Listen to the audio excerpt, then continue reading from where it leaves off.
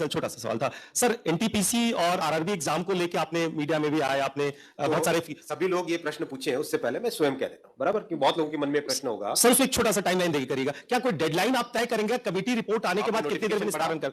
आपने चलिए मैं पूरी बात बता देता हूं, जिससे कि सबके मन में ये प्रश्न है, तो क्यों ना मैं पहले बता दूं। देखिए, रेलवे ने रिकॉर्ड एम्प्लॉयमेंट करने के इरादे से वैकेंसीज निकाली थी 2019 में।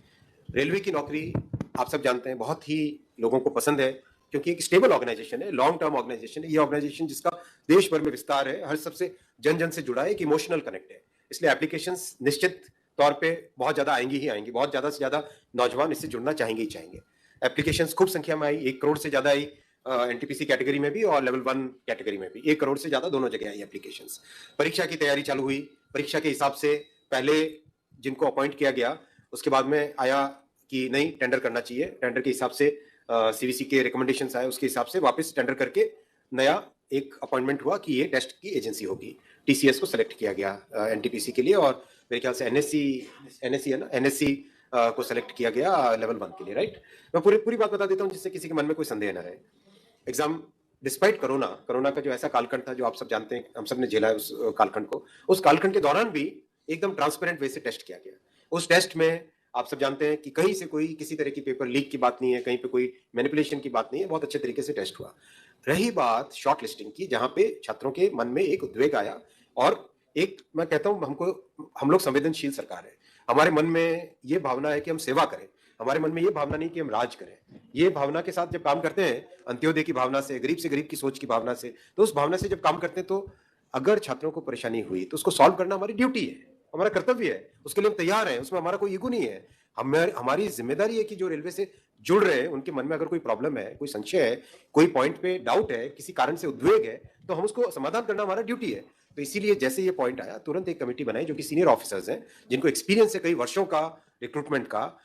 Already more than 1 lakh representations आ चुके हैं कमेटी के पास में, और कमेटी, आपने नोटिफिकेशन देखा होगा, उसमें टारगेट दिया हुआ है विद इन 3 वीक्स आपको ये प्रोसेस कंप्लीट करना है।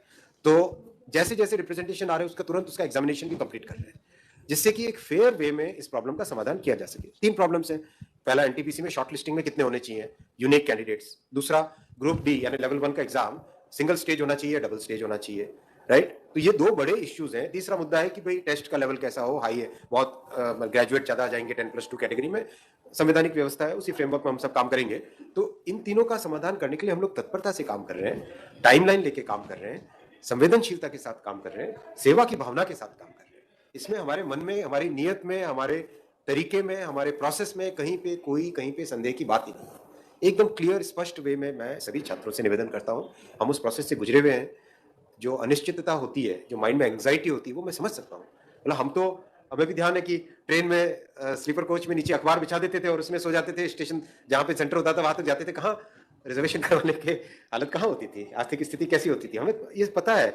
जिया सराय में रह के रहना, एक ही दोस्त के घर में 7-8 लोग हम रह जाए, एक रूम में रह जाए, ये सब आपने, जो आप सबने देखा है, हमने भी देखा है। हमारे छात्रों की जो भावना है, उस भावना को हमने महसूस किया हुआ है, उसके साथ संवेदनशीलता से डील कर रहे हैं। मैं नहीं कहता कि इसमें अगर किसी को भी कोई भी डाउट हो तो एकदम खुले में प्रश्न पूछिए, कोई दिक्कत नहीं है, हम एकदम ट्रांसपेरेंटली इसके ऊपर काम करेंगे।